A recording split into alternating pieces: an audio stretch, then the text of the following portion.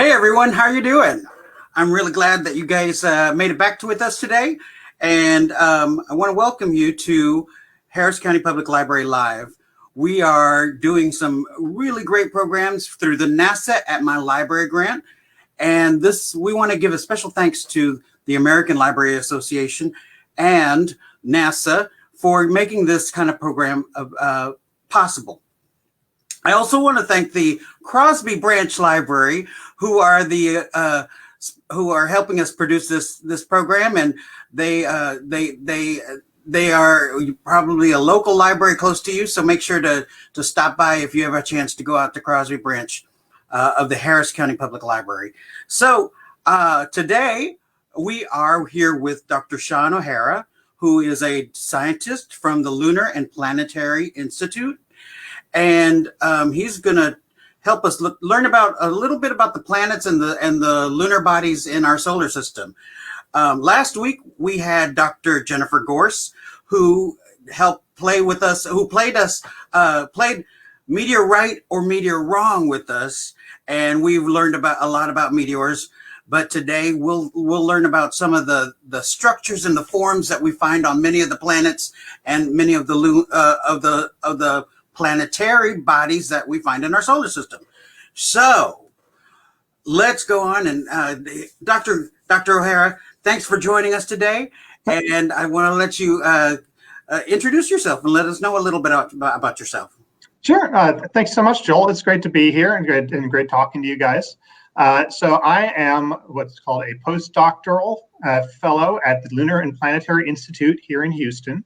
That means I'm an early career scientist, so just just got my degree a little while ago, getting my end off the ground. But I've always enjoyed reading about the planets and reading about space and science and exploring the outdoors. So I'm really kind of doing my dream job in a lot of ways here, and I love to share a little bit about the stuff I've learned. That's really cool. So did you always want to work as a space scientist even since you were little? Well, I did when I was little, because I would read a lot of books about cool, strange new worlds and all the space exploration that we've done in the past. But when I started going to school, I actually did something a little bit different. I studied in English, and I studied because I wanted to be a writer. And the main reason is I didn't really want to do math that much. I knew science involved a lot of math, and I didn't really like math that much. But eventually, I thought about it, and I was just like, you know what? It's worth doing. It's worth learning. I'm going to take the time to do it and start studying what I really love. So I came back around to it. That's really exciting. And so when you were little and you were a child, did you ever go to the public library? Absolutely, all the time. And did you borrow any books? Yeah, I read a lot of science fiction books. I read Dune and a lot of other stuff about strange new worlds. My favorite book was Cosmos by Carl Sagan, which talked about all this about the exploration of the universe. Was that the book that you checked out all the time, like over and over again? Yeah, I think probably so. That was probably the most checked out one. Well, cool. Thank you very much for letting us know about that. And Dr. O'Hara, go ahead and let us know what you came to tell us about and what you wanted to show us. I think you have some pretty exciting slideshow that's lined up. Yeah, let me come over to that. Can everyone see the screen? All right. So what I wanted to talk about was an ice volcanoes in space. And that may sound like a really kind of cool, crazy thing, but it's really related to the kind of things we can find here on Earth. So this is my favorite picture of space. This was taken on the planet Pluto by the New Horizons space probe just a few years ago in 2015. And you can see the entire swoop of Pluto here. You can see the atmosphere, you can see the plains, and you can see those mountains poking up right against the horizon. All those mountains are actually made of water ice. They're ice mountains. It's because Pluto is so very cold that it's mostly made up of ice instead of rock, but it still has mountains, just like you'd expect to see here on Earth. The coolest thing, from my perspective, was this This that I've circled right here is what we called right Mons. And the reason it's so cool is that we think that this might be an ice volcano. In fact, it may be one of the first proper ones we've found. So, but how can we tell just by this picture that we might be looking at a volcano? And an ice volcano, what does that even mean? So what I wanted to get at today is how do we geologists, how do we planetary scientists look at something and determine whether it's a volcano or not and where it came from, and why we think this might be an icy volcano. Well, I talked a little bit about this earlier, but when I grew up, I read a lot of books about exploring space and both fiction and nonfiction. And I spent a lot of time outdoors climbing mountains and getting used to the rocks. So I went to places in Glacier National Park in Hawaii and the Rocky Mountains and climbed them and really got a great understanding for them. So that really is the really fun part about being a geologist, to get out and explore the outdoors. So first off, let's talk about what a volcano is. A volcano forms when you have rock that is deep in the earth that becomes hot and melts. That forms magma. The magma then rises to the surface and it erupts. And of course, we call it on the surface, we call it lava. When it's still underneath the surface, we call it magma. That lava will cool and form rocks.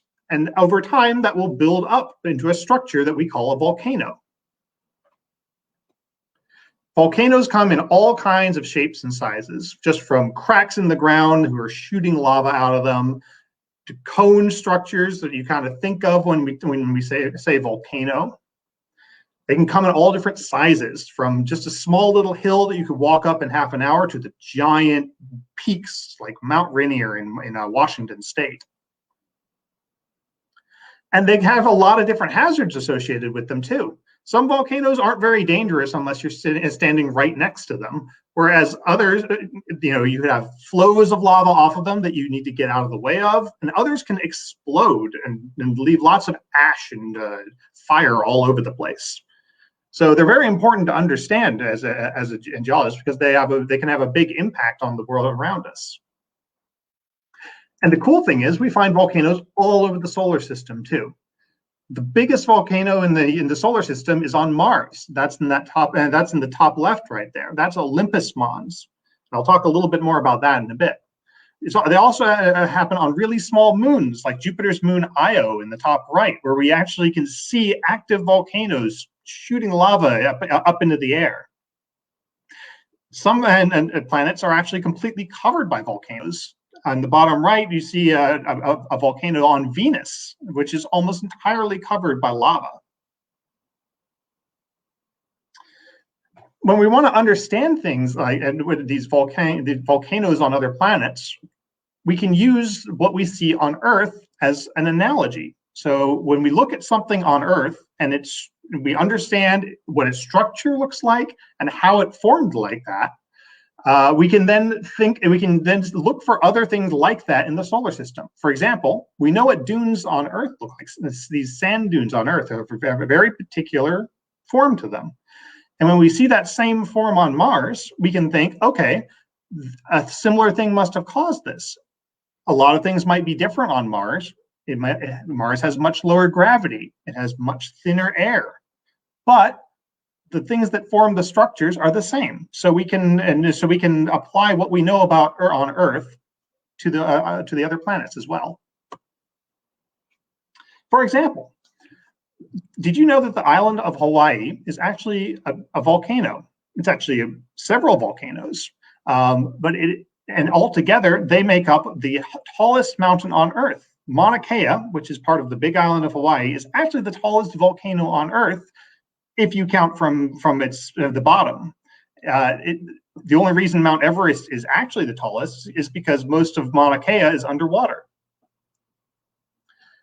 Mauna Kea is the same type of volcano as Olympus Mons on Mars. You can see them compared right here as if they were sitting right next to each other.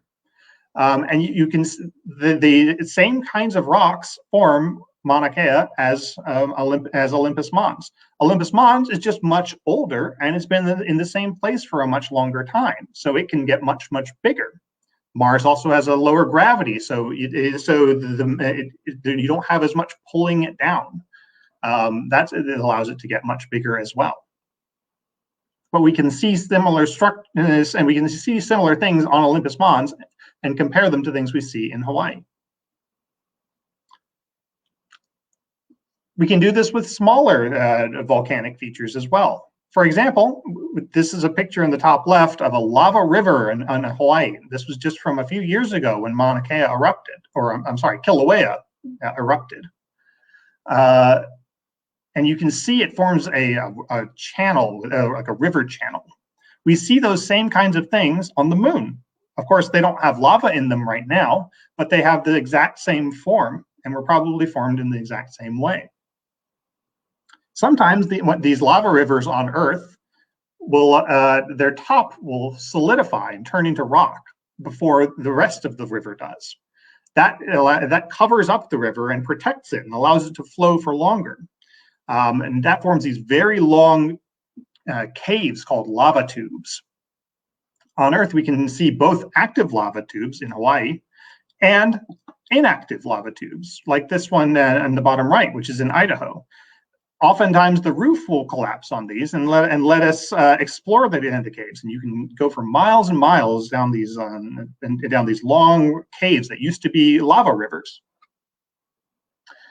And again, we see the same thing on our moon. This is a close-up picture of a skylight that opening up into a covered lava tube on the moon. The ones on the moon are much larger than the ones on Earth, again because the gravity is less. But they're very similar, and they were formed in the same way.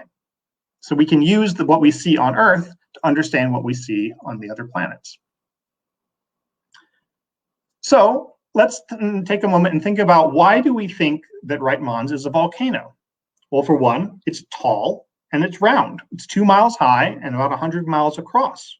Usually, when you have something that is tall and round, it means that you have magma coming up from a source and building up on the surface, and then that spreads in all directions. So that creates a tall, round mound, just like we see here. It also has a pit right at the peak. Lots of volcanoes on Earth, Moon, Mars, and Venus have these pits at the peak, which form when the top of it erupts and the rest collapses down into a little pit in the center. So when we see a pit in a tall round structure like this, we think volcano. It's also the fact that it's very cold on Pluto, and it's so cold that the ice is actually acting like rock here. So even though on Earth all the volcanoes we know of are formed from molten rock and solidifying and turning into solid rock, on Pluto it's so cold that ice actually works like rock, and thus water could work just like lava. That's a great story, but when we're a scientist, we need to always think that maybe we're wrong. What is different here? So, for one, the pit at the center is very big compared to the mountain. It's very, very wide, and usually that's not the case. Usually that pit is very small compared to the mountain. Pluto is also very cold, like I said, but it's so cold, you need to start thinking, well, how can you get the ice warm enough to melt? If it's so cold it never melts, then you can't have a volcano. Finally, and this is maybe a little more technical, but the fact is that ice floats in water. So if you have ice under the surface that melts and forms water, that water doesn't want to go back, it doesn't want to erupt. It doesn't have anything pushing it towards the surface. So how do you get the water up on top of the ice to build the volcano? Well, that's just an example of what I mean. Ice floats in your glass of water. So it's how do you get the water up on top of the ice? To answer our first question about the pit, we need to understand more about what happens when water lava erupts. We don't really know very much because we don't have examples of it here on Earth. But there are examples of this kind of thing happening elsewhere in the solar system. The top picture there is what we think is a water and mud volcano that forms on the asteroid Ceres, whereas the bottom one is plumes of water that are escaping from the Saturn's moon Enceladus. Studying these and researching what their form can tell us a little bit more about how right Mons might be similar or different to them. How do you melt the ice? Well, on Earth, we can prevent water from freezing by adding antifreeze. Salt works as an antifreeze, and I know it's not very common here in Texas, but up in the north, or from Chicago, where I used to live, we would put salt on the road to prevent the roads from icing over in the wintertime. You can also add things like antifreeze or ammonia, and that will make it harder for the water to turn into ice. If there are some of these natural antifreezes on Pluto, they may be working to keep the water as a magma or a lava. Finally, we might be able to solve the problem of how to get the water up on top of the ice by suggesting maybe it's being squeezed or pushed by some internal force. Maybe the weight of the mountains on top of that is pushing down and pushing that water up to the surface. And we can use computers to create models that look at what the forces are and see if that's enough to push that water up onto the surface. I see I misspelled computers there. You always want to keep an eye for detail when you're doing these things. So. But we can use these to figure out what's going on the surface. And altogether, this allows us to do the kind of science and to understand these crazy situations out there. So that's all I have for now. I'm going to toss it back to Joel and you guys will have an activity. Wow, that was all pretty exciting. I'm boggled that you can have a volcano on another planet in our solar system. But before we go anywhere, would you please settle this? Mm-hmm. Is Pluto a planet? Or what's the new word that they use? Planet-like object or mini planet? Is that the word? So the term we use is dwarf planet. Dwarf planet. Small planet.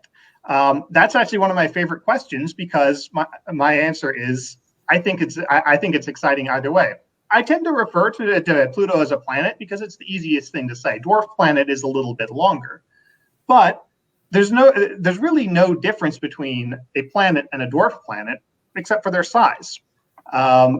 The reason that we call Pluto a dwarf planet is because we're discovering lots and lots of other objects just like Pluto way far out in the solar system. And that is making it hard to say that that Pluto is a planet, but those aren't planets themselves because they're the same size as Pluto. They're made of the same stuff as Pluto. Why can't they be planets too?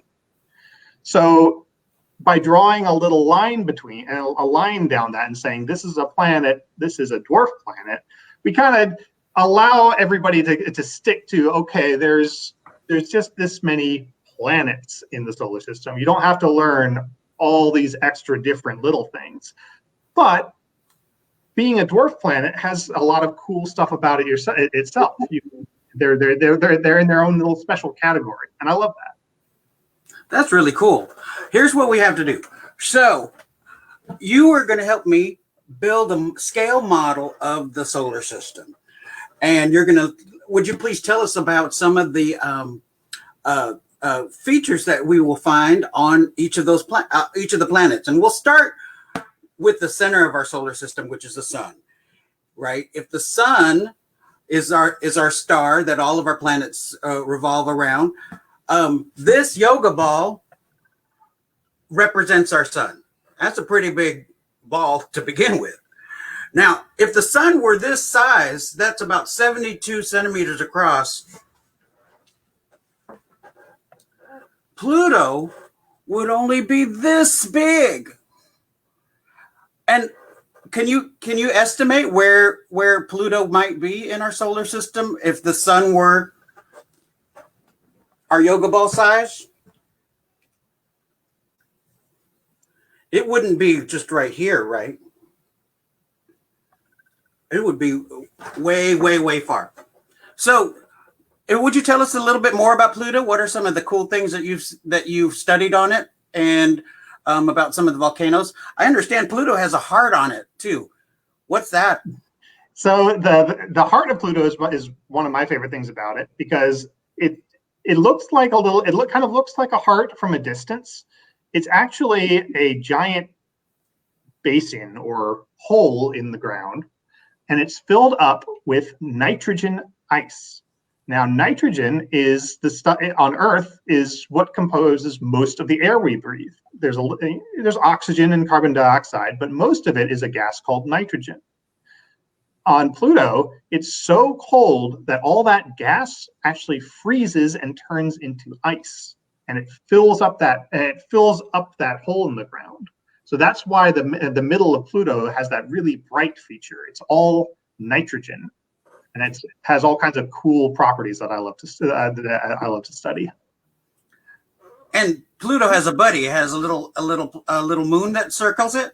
Yes, its moon is Charon.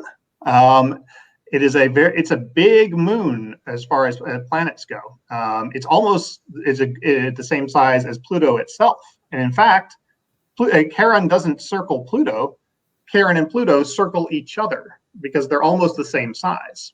So they actually circle a point that's outside both of them. Oh wow, that's kind of interesting.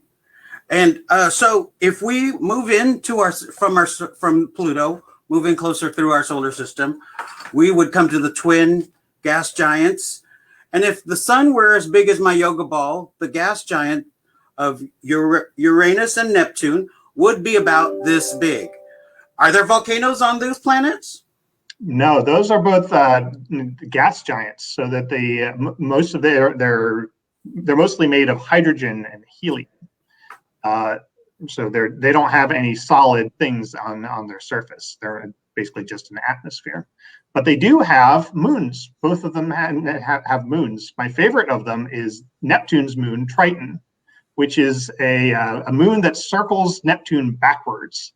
It's actually, we think that it didn't form around Neptune, and Neptune actually captured it and put it into orbit around itself. And so it's going backwards compared to every other moon in the solar system. So if it circles it this way, you're meaning it really circles that way. Yeah. Most moons circle it the same way that the planet is spinning, but Triton does the opposite. Neptune's going this way, and Triton's going this way. Wow, that's kind of cool. Oh, and so we're going to move in closer to our sun, and our next planet would be Saturn. And here I have a tennis ball. This is about the size that Saturn would be if our sun were the size of my yoga ball. And then I have a CD on it to be the rings.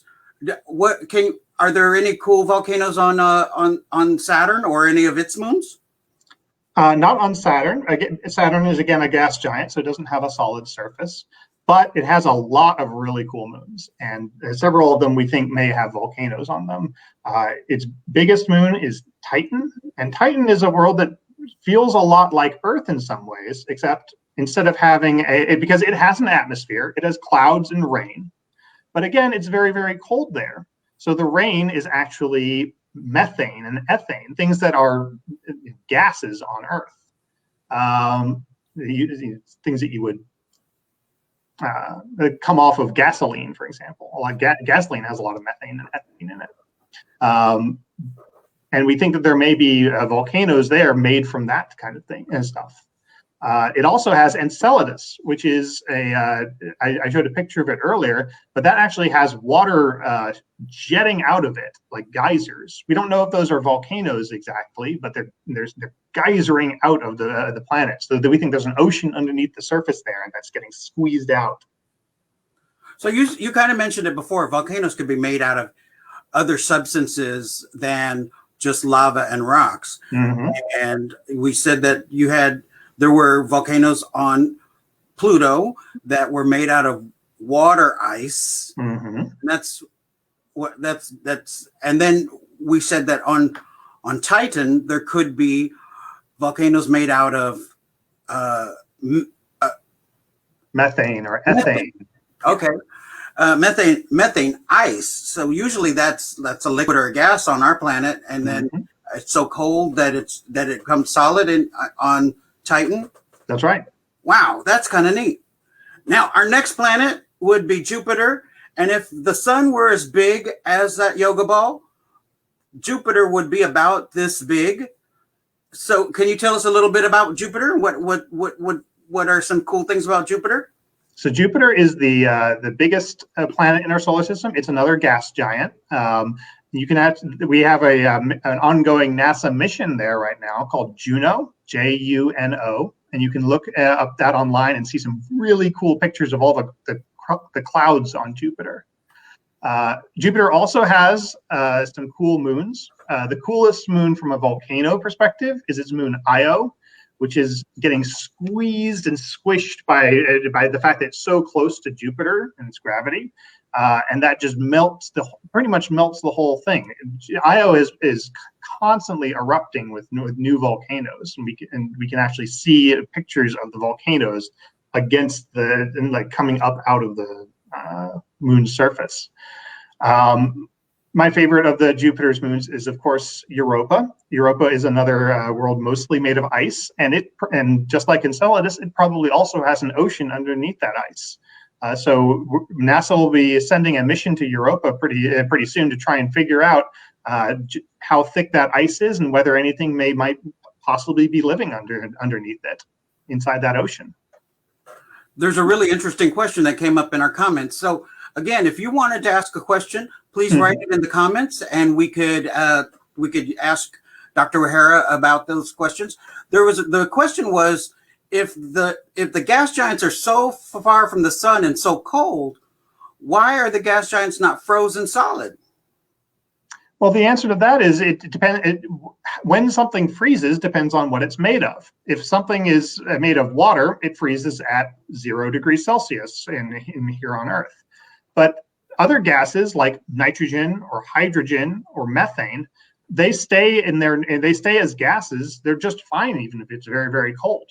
So you have to get those so very, very, very cold before they will freeze that it's just not possible, even so far out in the solar system. There's just enough sunlight to keep them moving. So a lot of these planets, once they form, there's a lot of heat inside them as well. So that heat is leaking out through the surface and keeping everything a little bit warmer than it would be otherwise. That's really interesting. So in our journey towards the center of our solar system, after Jupiter there's actually the Asteroid Belt. And you mentioned Ceres, which is one of the largest asteroids out there, or it is the largest asteroid, right? Yes. In fact, Ceres counts as a dwarf planet because it is so big that it actually manages to be around under its own gravity. So it counts as a dwarf planet. And you said it has a volcano too? Yes, there's a large mound on the surface and these bright deposits that we think were caused by salty water mixing with mud and coming up onto the surface. And that fits the definition of a volcano. Oh, cool. Okay. After the asteroid belt, we have the next planet, which would be Mars. And here I have it represented by this little pinhead. And can you tell us a little bit about Mars? Sure. Mars is one of our closest neighbor planets. It's a lot smaller than Earth, but we think that it may have had water on its surface sometime in the past, and may still harbor life. We don't know for sure, but NASA is certainly really interested in finding out. But that's why we sent so many missions to Mars over the years, with missions to orbit it and take pictures from orbit, and rover missions like the Curiosity rover that's currently ongoing. And again, you can see some really cool pictures of the surface of Mars if you look up the Curiosity rover. So Mars has the biggest volcanoes that we know of, Olympus Mons, and Tharsis is another one. It also has some of the deepest valleys we know of, like the Valles Marineris, which was probably formed back when Mars had water, and you'd have something that probably a volcano erupted and put a lot of heat out and melted a lot of ice, and that all rushed downhill and carved out this giant valley. Then comes our favorite planet, because we live on it, the Earth. And I represent it with this little map pen. If the sun were as big as our yoga ball, the Earth would be only about this big. Now, and we know that we have volcanoes, but our volcanoes are made out of rock and lava. Are there other places on the Earth other than Hawaii that have volcanoes? Absolutely. We have on Earth, we have what's known as plate tectonics operating, which means that the surface of the Earth is broken up into a lot of little plates that move against each other. And often when you have along one of these plate boundaries, you'll find a lot of volcanoes there because that force is causing rocks to melt. There is the Pacific Ocean is surrounded by what we call the Ring of Fire, because the plate underneath the Pacific Ocean is rubbing up against the plates underneath North America, South America, and Asia. And so along that boundary, we find lots and lots and lots of volcanoes, from Mount Fuji in Japan to Mount Rainier in Washington State, to the Andes Mountains in South America. All of those are volcanoes that are caused by plate tectonics. And that's something that's pretty unique to Earth. Other planets don't tend to have plate tectonics. So the types of volcanoes that we see on Earth that are found on those plate boundaries, we don't see those types of volcanoes other places in the solar system. Most of them are more like Hawaii, which is not on a plate boundary. Now, Hawaii is a long way to get to. Are there any volcanoes near Texas that we could maybe go see? The nearest volcanoes would probably be in the Sierra Nevadas in California. But there are some, and you can go to see some places. There are places where we can go to see some granite, which is actually the base of old volcanoes that have eroded away over billions of years. So if you ever see a granite countertop, just think that's probably came from the inside of a volcano that eroded away billions of years ago. I think one of my favorite volcanoes is actually in Mexico, because it has the hardest name to pronounce. And if I slaughter this, please forgive me, but I think it's pronounced Popocatépetl. Okay. That's just one of the fun words to say. Yeah. It's really close to us. I think the Sierra Nevada is closer, but that's a volcano that might be, and I understand it's also erupting every once in a while. I forgot that, yes, there are a number of volcanoes in Mexico as well. Usually they're a type of volcano called a cinder cone, and that means they spit up the lava into little gobs that fall down, and they form little piles of rocks. And they're very difficult to climb because it's like climbing an anthill if you were the size of an ant. That's so cool. Now, we're still continuing on our journey to the sun, and the next planet from Earth would be Venus, and I have it represented by this map pin. And it's about the same size as Earth too, so they're pretty close in size. Are there volcanoes on Venus, and are there interesting rocks out on that planet? Absolutely. Venus is one of the most volcanically active planets we know. In fact, its atmosphere was probably mostly created by volcanoes. It has a lot of a chemical we call sulfur dioxide, and on Earth, that is often produced by volcanoes. The entire surface of Venus has been covered by volcanoes and lava flows. Now, we don't know exactly why that is. Venus and Earth are about the same size, so you'd expect them to be pretty similar in a lot of respects. But Venus has been completely overwhelmed by volcanoes, but Earth is not. So a lot of interest in studying Venus is, why is that the case? One of my colleagues at the Lunar and Planetary Institute, Dr. Justin Filiberto, recently released some interesting research about active volcanoes on Venus. And of course, there was a news article recently that suggested there might be something living in the atmosphere of Venus. which would be very exciting if that's an improvement. So I think there's a lot of interest in sending a mission to Venus to try and figure some of this stuff out. Wow, that would be really cool if we found life on Venus, which is very unexpected. We're thinking there could have been life on Mars. Absolutely. But Venus, which is a lot warmer and a lot hotter and a lot more dangerous kind of place, is very inhospitable to life. Mm-hmm.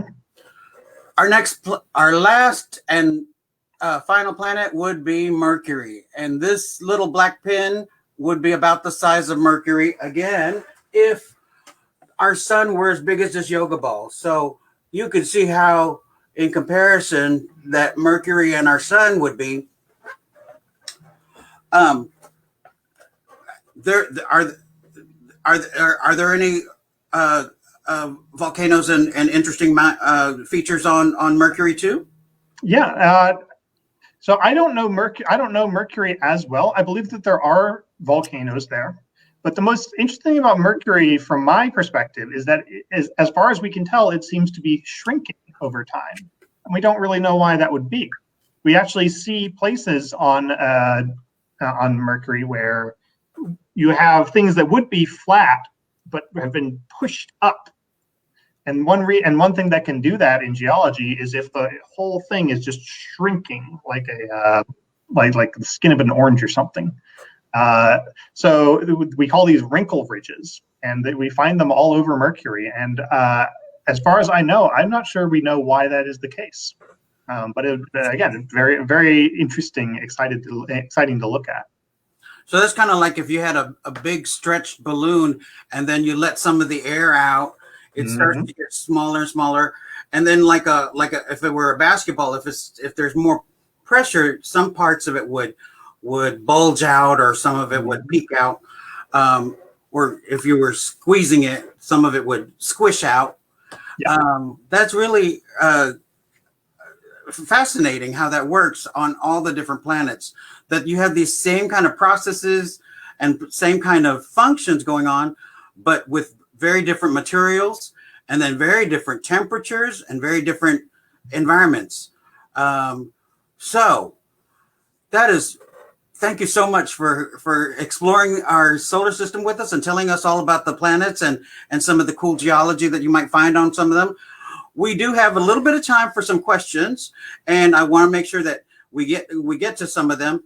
There were some very interesting questions posted, and if you wouldn't mind, would you please explain, why do some volcanoes explode and others just ooze lava?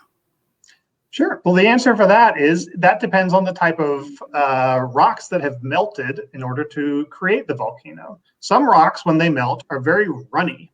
Kind of, if you imagine pouring honey onto a plate, it's like that. It's sticky, but it will run.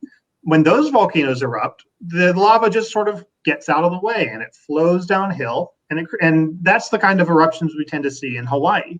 That's why people can live on Hawaii, because when it erupts, it's not very dangerous. The ones that explode are where you melt a type of rock where the lava is stickier, kind of more like peanut butter. And that means that it wants to erupt all this lava, but it just gets stuck in there. And then you build up more pressure, and then you build up more pressure, and you have a lot of gases mixing in, and it basically turns it into a bomb, and eventually it just release all that stuff and explode. So that's what we see on, for example, Mount St. Helens, which erupted 40 years ago in 1980. The lava was too sticky, and it eventually just exploded out. If it had been runnier lava that could get out easier, it would not have been as much of a problem. We think that these icy lavas are probably more like the runny type of lava, just because of how water tends to run. Wow, that's so cool. I had no idea that you could have another volcano made out of other material than just rocks. Yeah, it's really exciting. Yeah, it's really hard to imagine an ice volcano. Okay, so there was another question. Are there tectonic plates on Pluto that might cause the pressure? That's a great question. Earth is the only planet we know that has tectonic plates that are moving currently. Pluto could conceivably have them, but we don't, because we only have, we had to fly past it really quickly with New Horizons, so we weren't able to study it in a lot of detail to say. However, do you remember when I was talking about that big basin and how that's all filled with nitrogen? That is really, really heavy. That'll put a lot of force on underground. And so some scientists think, my colleague Dr. Pat McGovern is working on this, that the weight of that nitrogen may actually be the thing that's helping push the water up to the surface. Well, and that reminded me about Europa. If those ice plates were thick enough, they could kind of work like tectonic plates, right? Mm-hmm.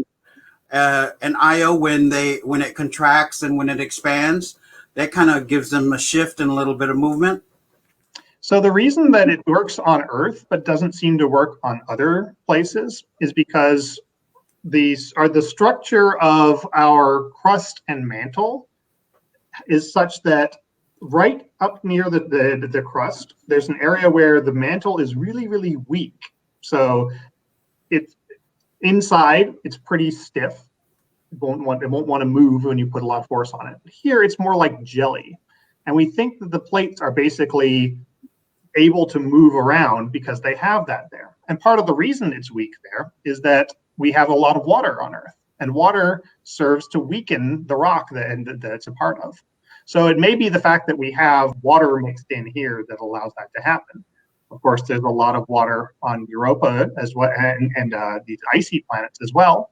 So maybe that's happening there, but we don't really have enough evidence to say right now whether it is. Our next question brings us back to Pluto. If there is little gravity on Pluto, how do mountains push down enough to force the water up? Well, while it may not be much gravity, it doesn't need to be very much gravity depending on the situation. So if you have enough, like I said, that nitrogen is a lot of nitrogen. It covers a big part of the surface. So even if you have a low gravity, that still ends up being pretty heavy and can force something to the surface. But that's the kind of thing we need that we work with when we're doing this. When we're putting together computer models and things like that, we need to think about, okay, how much is actually required? It's like a big puzzle too. It is. It is. That's really cool. And let's take one more question. And this takes us to Mars. What atmosphere does Mars have? And the person asked that there must be oxygen because the water has oxygen. That's a good point. So yeah, water has oxygen molecules as part of it. However, oxygen, when water has oxygen in it, but when that oxygen turns into a gas, oxygen gas likes to react with things. It likes to become something else. In fact, that's why we breathe oxygen, because we can use that to power our bodies. But if there's just oxygen in the atmosphere, it's going to find something else like iron. Oxygen loves iron, and it's going to glom onto that iron, and it's going to turn into rust. Rust is just iron and oxygen. That means that in order to have oxygen in the atmosphere like we do, you need to have something that makes oxygen constantly, because otherwise it's just going to get eaten up by rust and other things. On Earth, we have plants. Plants are breathing in carbon dioxide and releasing oxygen constantly. That's why we can breathe on Earth. Mars doesn't have that as far as we know. Once oxygen gets into the atmosphere, it doesn't have anywhere to. It'll have lots of other places to go other than just floating around. So, and of course, Mars is also very small compared to Earth, so it can't hold on to its atmosphere as well. So that's why Mars's atmosphere is very thin. That's fascinating. Mm-hmm. And it's really exciting that we've learned so much about our solar system by looking at some of the things that we see here on Earth. volcanoes and the tectonic plates, and so things like the Grand Canyon. Like are there canyons in other planets in our solar system? Absolutely. The biggest one in the solar system, like I said, is Valles Marineris, which is on Mars. You could probably fit several Grand Canyons side by side within Valles Marineris. It's huge. We also see one of the biggest. There's a huge big canyon on one of Uranus's moons, Miranda, and that's the tallest cliff in the solar system is on Miranda. If you jump off that, you'd be floating down for maybe an hour before you hit the bottom. And of course, Miranda has pretty low gravity, so that doesn't that certainly helps with it. But it's a very, very tall cliff. That's a long way down. Mm-hmm. Now let's go back to our closest neighbor, which is our own moon. And you said that there was a volcano on there. Are there craters also? I mean, not craters, but canyons as well on the moon? There aren't any big canyons like you think of with the Grand Canyon, because things like that tend to require water to form. And there's not a lot of water on the moon that we know of, at least not widespread on the moon. There are certainly very large craters that you have a fun time hiking up or down the rim of. But the cool thing about the moon from a volcano perspective, so when you look at the moon and you see the man in the moon, all those those dark patterns on the moon that make it look like a face, all that dark stuff is lava. It's what we call mare lava, because it looks like an ocean it's like an ocean of lava. And those all formed on the near side of the moon many billions of years ago, and are big plains of lava. And one of the cool things is we only see them on the near side of the moon. They're not all over the moon. So, and a big part of moon science is trying to figure out why the far side of the moon and the near side of the moon look so different. That is just so fascinating. I am astonished by these wonders that are in our own solar system. And thank you so much for sharing that information with us. So Dr. O'Hara, thank you again for being here with us today on HPL Live and NASA at My Library. And I want to make sure that everybody, that if you'd like to learn more or want to read more about it, go to the library website and search our catalog and find a book that might talk about it, or a magazine, and order it and have it delivered to the library that's closest to you. And then pick it up at our curbside checkout, or borrow an ebook that is digital that you could download onto your phone or your computer for free. Thank you, Dr. O'Hara, for visiting with us, and we really appreciate the knowledge that you shared with us. Anytime. I'm glad to be here. Well, everybody have a great day and have a good week. We'll see you next time. So long. So long, everyone.